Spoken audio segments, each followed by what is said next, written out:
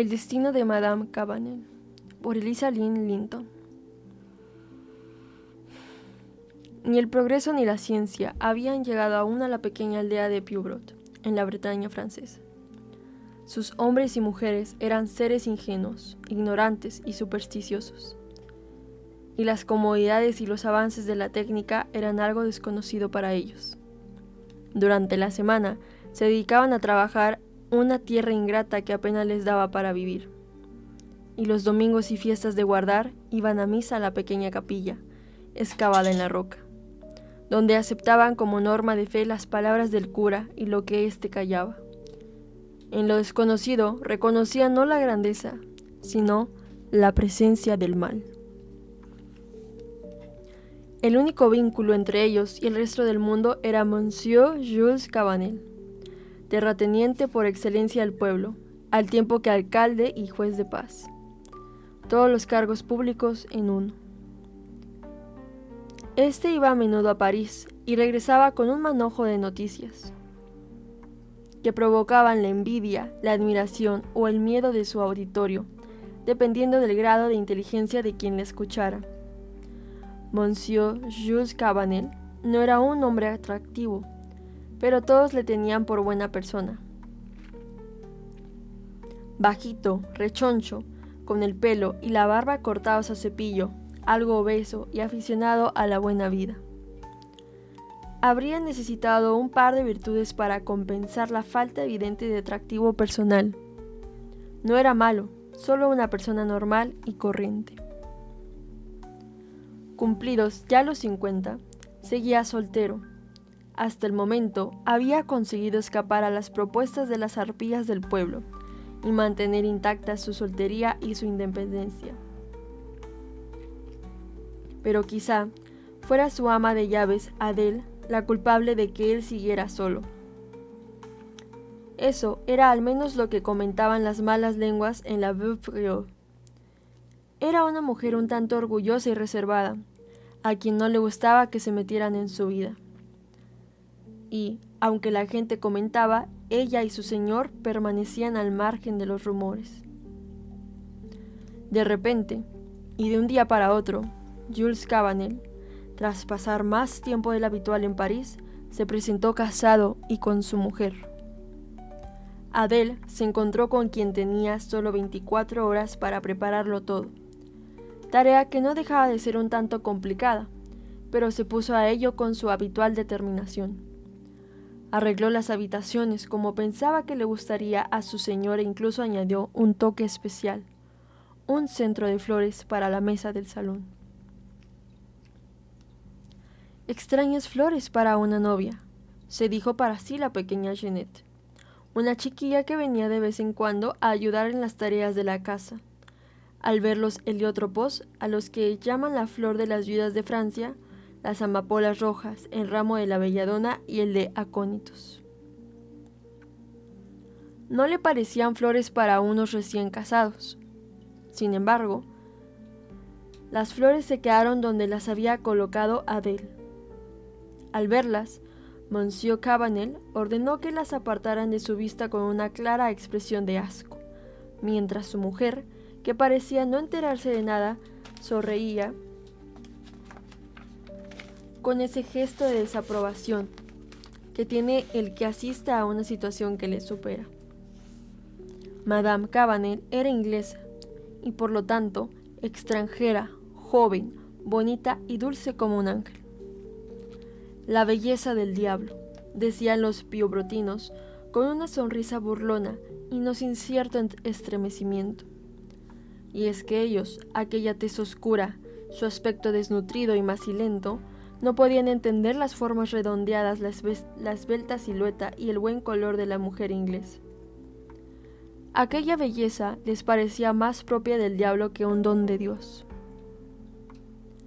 El rechazo con el que la trataron desde el principio se fue enconando al ver que, aunque la joven asistía a misa con una puntualidad digna de elogio, no se sabía las oraciones y se persignaba al revés. La mismísima belleza del diablo, no cabía duda. «Puf», dijo Martín Briolik, el viejo sepultero del pequeño cementerio. Con esos labios rojos, esas mejillas sonrosadas y esos hombros rellenitos, me recuerda a una vampira. Parece como si viviera sangre. Estas fueron las palabras que pronunció una tarde en la Veuve Frieux, y las dijo sin el menor atisbo de duda. No hay que olvidar, por cierto, que Martín Briolik era tenido por el hombre más sabio del pueblo, a quien no superaba ni el mismísimo señor cura, que era sabio a su manera, ni el propio Monsieur Cabanel. Lo sabía todo acerca del tiempo y las estrellas, todo sobre las hierbas silvestres que crecían en la llanura y los animales que se alimentaban de ellas. Además, era adivino, pues con un simple palito era capaz de encontrar manantiales de agua escondidos en lo profundo de la tierra. Si querías saber dónde estaban escondidos los regalos de Nochebuena.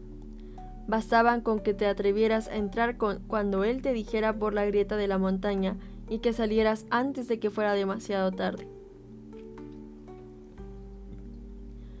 Había visto bailar a las hadas a la luz de la luna y a los duendecillos, los infins, saltar de acá para allá en los confines del bosque.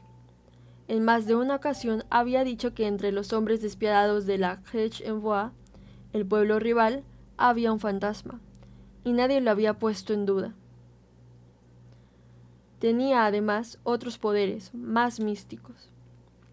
Por tanto, lo que dijo aquella tarde debía de tener algún fundamento. Fanny Campbell, o como se le conocía ahora, Madame Cabanel, siempre había pasado desapercibida en Inglaterra y en todos los lugares por los que había pasado, salvo en aquel pueblo medio muerto, ignorante y chismoso de Briobrot. Su pasado no escondía ningún secreto, y la suya era una historia normal y corriente. Se había quedado huérfana y se había hecho ama de llaves. Era muy joven y pobre cuando los señores de la casa se enfadaron con ella y la dejaron en París, sin trabajo, sola y sin apenas dinero. Poco después se casó con Jules Cabanel, quizá lo mejor que podía haber hecho. Nadie antes la había amado, y en aquel momento de miseria y desdicha se enamoró del primer hombre que fue amable con ella. Aunque su pretendiente más parecía su padre que su marido, lo que tenía claro es que iba a dar aquel paso importante con alegría, sin sentirse mártir ni víctima de las circunstancias. Pero nadie le había dicho nada de Adele, la hermosa ama de llaves, ni del pequeño sobrino de esta, a quien el Señor había permitido quedarse a vivir en la Maison Cabanel, y había dispuesto que aprendiera de mano del sacerdote. Quizá, si lo hubiera sabido, se lo habría pensado 2 veces antes de compartir el mismo techo con una mujer que había puesto acónitos, heliótropos y flores venenosas en su ramo de novia. Si alguien tuviera que elegir un rasgo que definiera la personalidad de Madame Cabanel, este sería sin duda alguna la dulzura. Una dulzura que se adivinaba en los rasgos redondeados, suaves y un tanto indolentes de su rostro, en el azul tenue de sus ojos, en aquella sonrisa apacible que irritaba a los franceses, de carácter más petulante y sobre todo a Adele. El ama de llaves solía decir con total desprecio que no había nada que enfadara ni que ofendiera a su señora, y no ahorraba esfuerzos en hacerle ver lo que sentía hacia ella. Por su parte, Madame Cabanel aceptaba los desmanes y los continuos desplantes de Adele con toda la amabilidad del mundo. Es más, en todo momento se mostraba agradecida de que Adele se hubiera hecho cargo de todo lo relativo de la casa. La falta de responsabilidad y el poder disfrutar de una vida tan distinta a los años que había pasado de apuros económicos y continuas preocupaciones hicieron que Madame Cabanel pareciera ahora mucho más hermosa. Los labios cada vez más rojos, las mejillas más sonrosadas y los hombros más rellenitos que nunca. Pero mientras ella ganaba en belleza, el resto del pueblo enfermaba.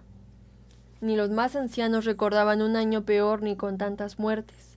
El señor tampoco se encontraba bien, y el pequeño Adolphe estaba gravemente enfermo.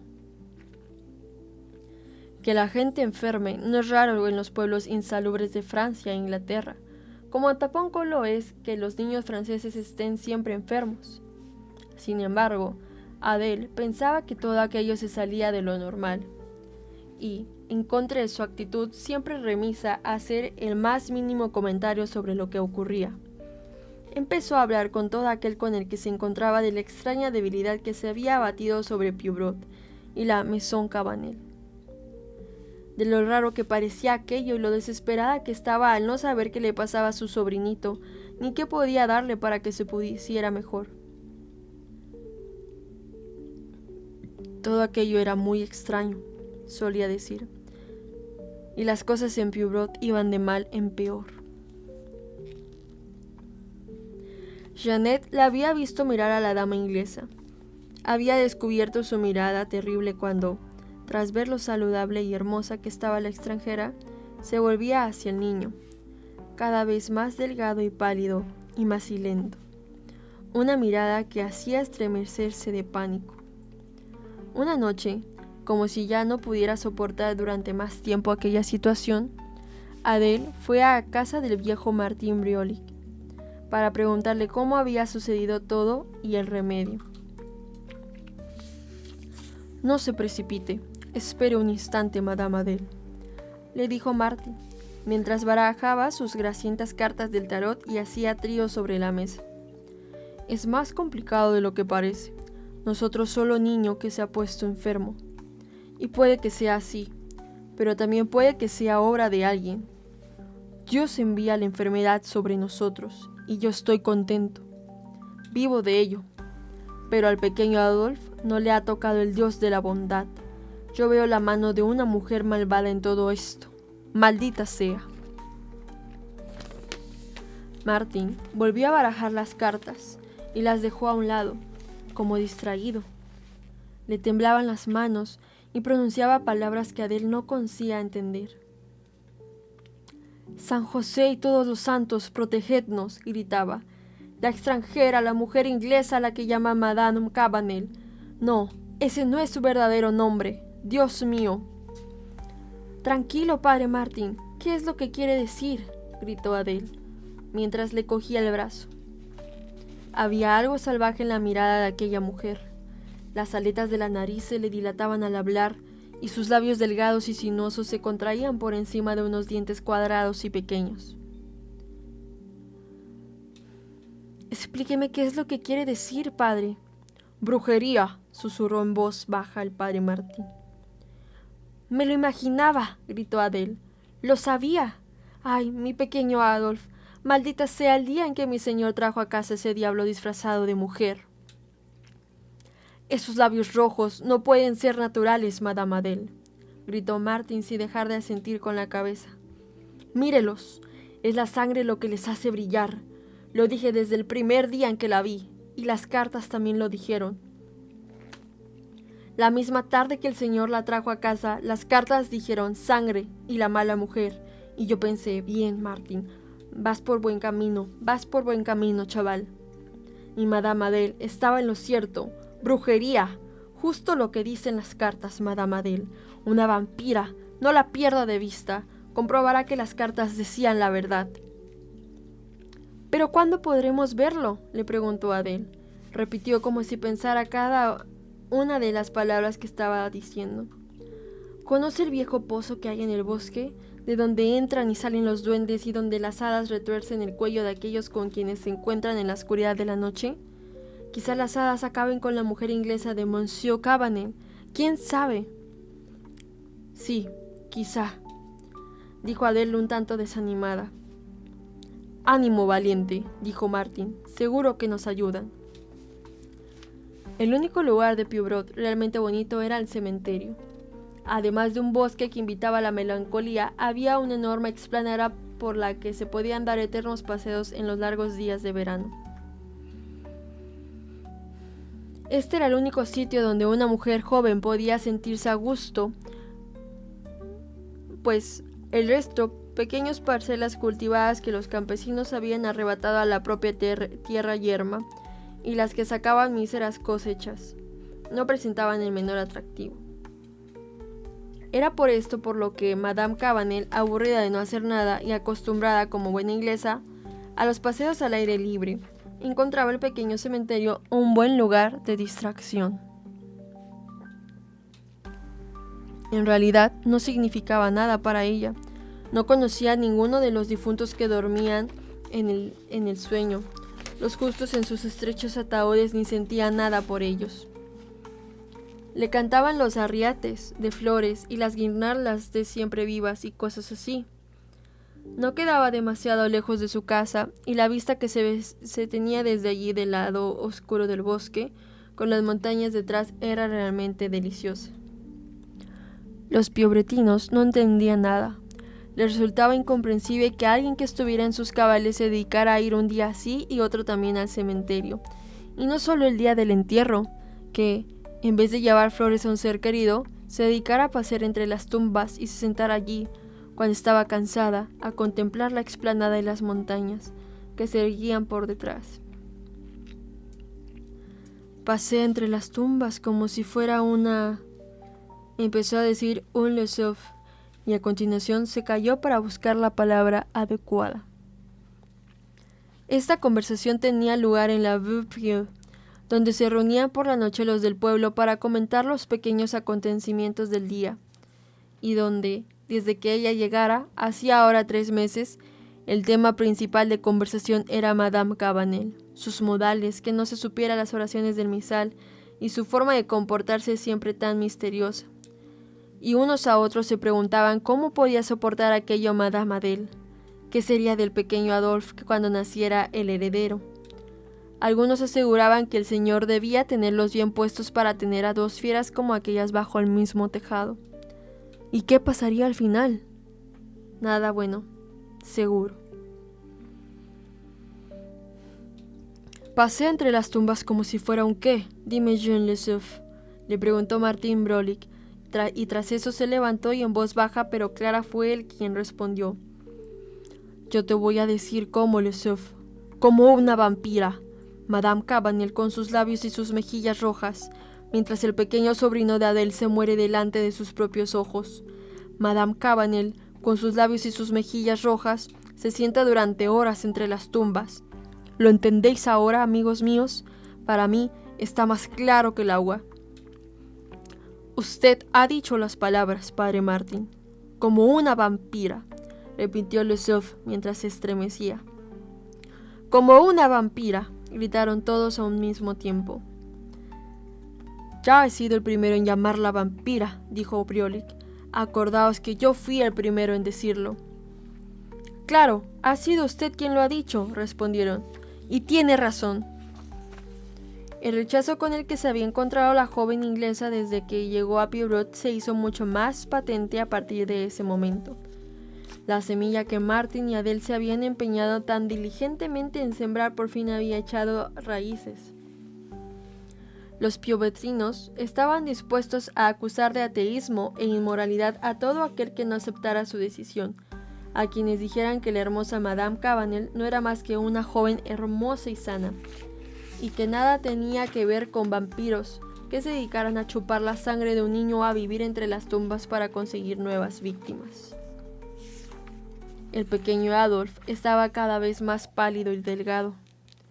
El terrible sol de verano caía sobre la gente del pueblo, que se refugiaba en sus chozas de adobe rodeadas por marismas.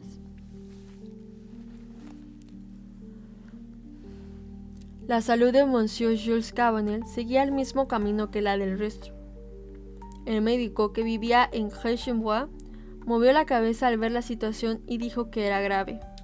Cuando Adèle le insistía una y otra vez que le contara lo que le ocurría al niño y a su señor, el doctor evitaba responder o le decía alguna palabra extraña que ella ni entendía ni era capaz de repetir. Y la verdad es que el médico era una persona bastante desconfiada y recelosa, un visionario al que le gustaba plantear teorías para después demostrar que eran ciertas. Y, así, pensaba que Fanny había comentado en secreto a su marido y al niño, y aunque en ningún momento le había podido darle ninguna respuesta definitiva que la tranquilizara. Por su parte, Monsieur Cabanel era un hombre despreocupado y crédulo. una persona a la que le gustaba vivir tranquilamente y a la que no le preocupaba demasiado hacer daño a los demás. Era egoísta, pero no cruel. Buscaba siempre su propio bien. Además, amaba a su mujer como jamás había amado a ninguna otra. Sobrio y normal como él era, la amaba con toda la pasión y la fuerza que su carácter le permitía.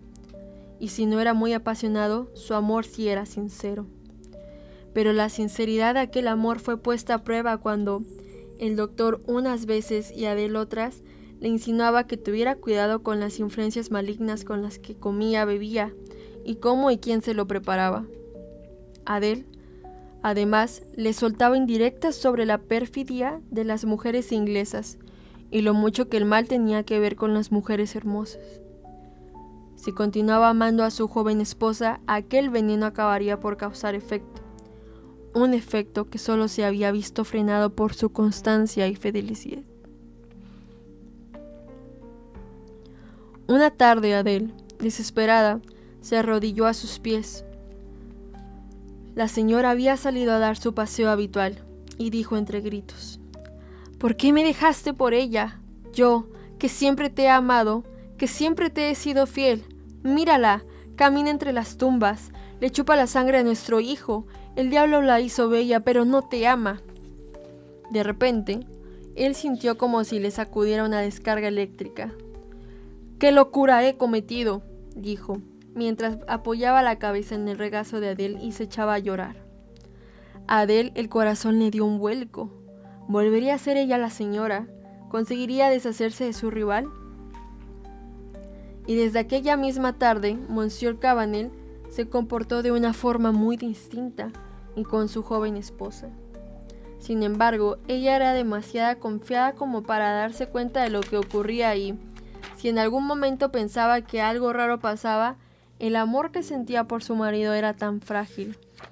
Más que amor, podríamos llamarlo simpatía, que no llegaba a preocuparla y aceptaba la frialdad y brusquedad con que la trataba su esposo con el mismo buen talante con el que aceptaba todo. Seguro que lo mejor hubiera sido que, entre gritos, se hubiera peleado con Monsieur Cabanel. Así, al menos, habrían llegado a entenderse. A los franceses les encanta el jaleo, que se arma alrededor de una pelea y una buena reconciliación. Como buena persona era, Madame Cabanel se acercaba una y otra vez al pueblo a ayudar a los enfermos. Pero ni uno de ellos, ni siquiera el más pobre, al contrario, el más pobre, el último, la recibían con buenas maneras ni aceptaban su ayuda. Si hacía el más mínimo intento por tocar a uno de los niños que se estaban muriendo, la madre, horrorizada, lo apartaba enseguida de su vista. Si trataba de hablar con una de las personas mayores también enferma, siempre había unos ojos tristes que la miraban aterrorizados y una voz que, cansada, murmuraba ciertas palabras en un dialecto que ella desconocía. Pero siempre a sus espaldas resonaba la misma palabra: brujería. Como odian a los ingleses, solía pensar en el camino de vuelta. Y quizá aquello la entristecería un poco, pero demasiado tranquila como para permitir que se le perturbara o desanimara.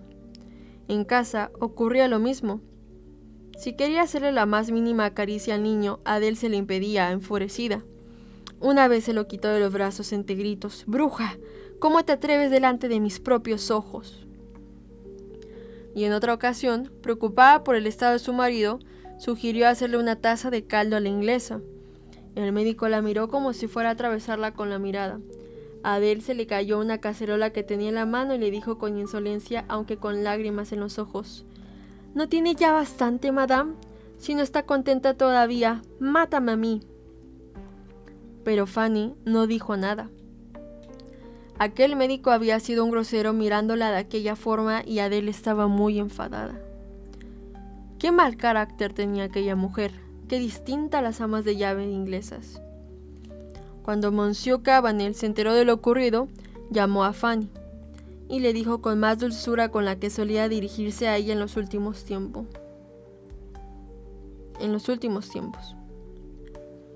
Tú no quieres hacerme daño, ¿verdad, mi mujercita? Me han dicho que te has portado muy mal. ¿Mal? ¿Qué es lo que he hecho mal?, le preguntó Fanny con los ojos azules abiertos. ¿Qué mal podría yo causar a mi mejor y único amigo? ¿Acaso soy yo ese amigo tu amor, tu esposo? ¿Me quieres?, dijo Monsieur Cabanel. Amado Jules, ¿a quién podría querer si no?, respondió mientras le besaba. Y él exclamó: Dios te bendiga. Al día siguiente, Monsieur Cabanel, que salió por un asunto de negocios, dijo que estaría fuera un par de días, pero que intentaría volver lo antes posible. Y su mujer se quedó allí, sola, acechada por sus enemigos y sin su presencia la única protección con que contaba. Adele no estaba en casa. Era una de esas calurosas noches de verano y el pequeño Adolphe tenía mucha fiebre y estaba inquieto. A medida que fue avanzando la noche, se fue poniendo pero, y aunque Janet, la niñera, tenía órdenes estrictas de no dejar que la señora lo cogiera, la chiquilla se asustó al ver el estado del niño. Por ello, cuando Madame Cabanel le ofreció ayuda, Janet se sintió aliviada ante tan tremenda responsabilidad y permitió que cogiera al pequeño entre sus brazos. Sentó al niño en su regazo, lo arrolló y le cantó una nana. A Madame Cabanel le pareció que aquello apaciguaba su dolor y que se quedaba medio dormido. Pero la crisis hizo que el niño se mordiera sin querer la lengua y el labio y que le comenzara a salir sangre de la boca. Era un niño guapo, y la enfermedad y la fiebre acentuaban su belleza. Fanny se inclinó sobre él y le dio un besito en la cara. La sangre que cubría los labios del pequeño manchó los de ella. Mientras ella permanecía así, inclinada sobre el niño y con esa ternura que anunciaba su propia maternidad, entraron en la habitación Adele, el viejo Martin y otra gente del pueblo. ¡Mírenla!, gritó Adele, mientras cogía a Fanny por el brazo y la obligaba a levantar la cabeza. ¡Miren lo que está haciendo! Amigos, miren a mi niño. Ha muerto entre sus brazos. Y miren su sangre en los labios de ella. ¿Acaso necesitan más pruebas? Ella es una vampira. ¿Pueden negar lo que ven? No, no, vociferaron los del pueblo entre gritos. Es una vampira, una criatura maldita. Con ella al pozo, debe morir como ella ha hecho morir a los demás. Matémosla, como ha matado a mi pequeño, dijo Adele. Y todos los que habían perdido a un familiar o a un hijo durante la epidemia repitieron sus palabras. Matémosla, como ha matado a los míos. ¿Qué significa todo esto?, exclamó Madame Cabanel, mientras se ponía en pie y se encaraba con todos ellos con valentía propia de una mujer inglesa. ¿Qué os he hecho yo para que os presentéis así en mi casa cuando no está mi marido y os comportéis como bestias?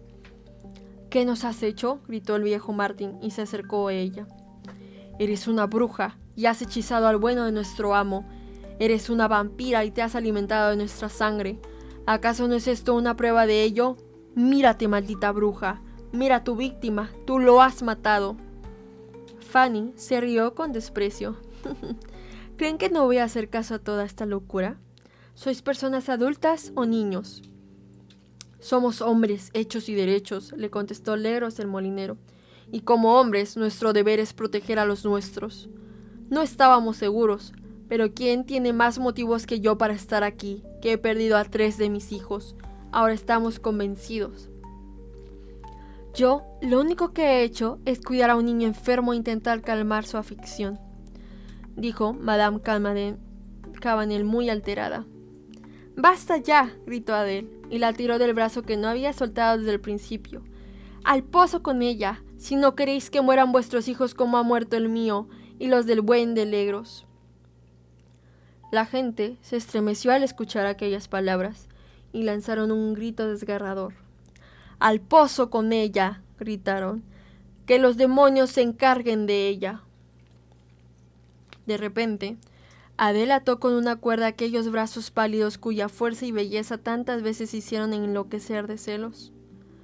La joven lanzó un grito, y antes de que pudiera hacer nada, Legros le había tapado ya la boca con su fuerte mano.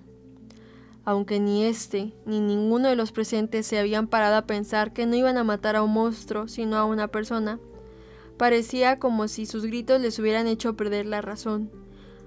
Unos gritos que resonaban tan humanos como el de la propia Madame Cabanel. En silencio y con un aire amenazador, aquel cortejo fúnebre inició el camino hacia el bosque, con su presa aún viva. Andaban sin hablar entre ellos, como seres desválidos entre los que hubiera un cadáver.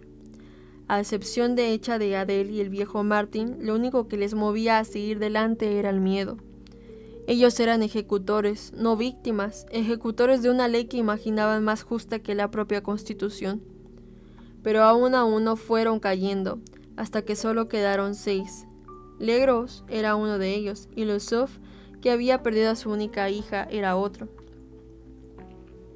El pozo no estaba a más de 1 kilómetro de la Maison Cabanel, pero se encontraba en un paraje inhóspito y apartado del hombre más valiente que se hubiera atrevido a ir solo una vez cada caída la noche, ni siquiera en compañía del señor cura. «Pero somos muchos», dijo el viejo Martin Briolik. «Media docena de hombretrones, criados por una mujer como Adele. No deben tenerle miedo ni a duendes ni a las hadas blancas». Tan deprisa como les permitía la carga que llevaban y en completo silencio, el cortejo avanzaba por entre el páramo. 1 o 2 portaban toscas antorchas, porque la noche era oscura y el camino también tenía sus peligros. Cada vez más estaban más cerca de su fatal destino, y cada vez se hacía mayor el peso de la víctima. Hacía mucho que éste había dejado de moverse y ahora yacía como si estuviera muerta en los brazos de sus porteadores. Pero nadie hacía ningún comentario, ni sobre esto ni sobre ningún tema. No intercambiaron ni la más mínima palabra y más de uno, incluso entre los que se habían quedado, empezaron a pensar si habían obrado bien y si no hubiera sido mejor haberlo dejado en manos de la justicia. Solo Adele y Martin continuaban con voluntad firme. Legros no tenía dudas, pero se sentía afligido ante el paso que se veía abocado a dar.